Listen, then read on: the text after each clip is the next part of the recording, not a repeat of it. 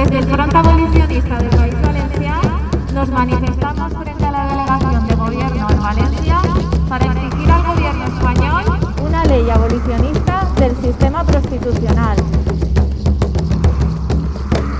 Es una necesidad urgente poner punto final a esta forma de violencia extrema contra las mujeres que sucede cada día. Además, garantizar a las mujeres en situación de prostitución los derechos y recursos necesarios independientemente de su origen o situación administrativa. Abolición de la prostitución.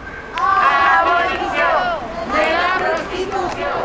Abolición de la prostitución. Vamos a hacer entrega de un escrito a la delegación del Gobierno solicitando una reunión con el presidente del Gobierno para que nos atienda a todas las plataformas abolicionistas del Estado y les expliquemos la ley abolicionista del sistema prostitucional que estamos reivindicando. El estigma social tiene que dejar de recaer sobre las mujeres para pasar a poner el foco en los proxenetas y los puteros. Necesitamos una ley que penalice todo tipo de proxenetismo y además es muy importante penalizar la demanda, porque en los países nórdicos, donde se han implementado las leyes abolicionistas que estamos pidiendo para España, prácticamente ha desaparecido la trata y por el contrario, en los países donde se considera la prostitución como un trabajo, en estos países la trata se ha multiplicado. Y lo más importante que le pedimos al Gobierno es la penalización de los puteros, de los hombres que pagan por prostitución, porque ellos son los causantes de que exista la trata de mujeres.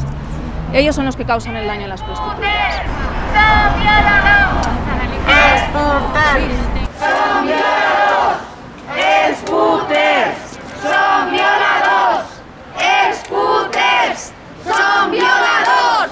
Un gobierno que se hace llamar a sí mismo el más feminista de la historia no puede mirar a otro lado, pues hacerlo les convierte en cómplices de la explotación sexual de miles de mujeres y menores en nuestro país. Abolición de la prostitución. Y si queremos igualdad en esta sociedad, la prostitución es incompatible con ella.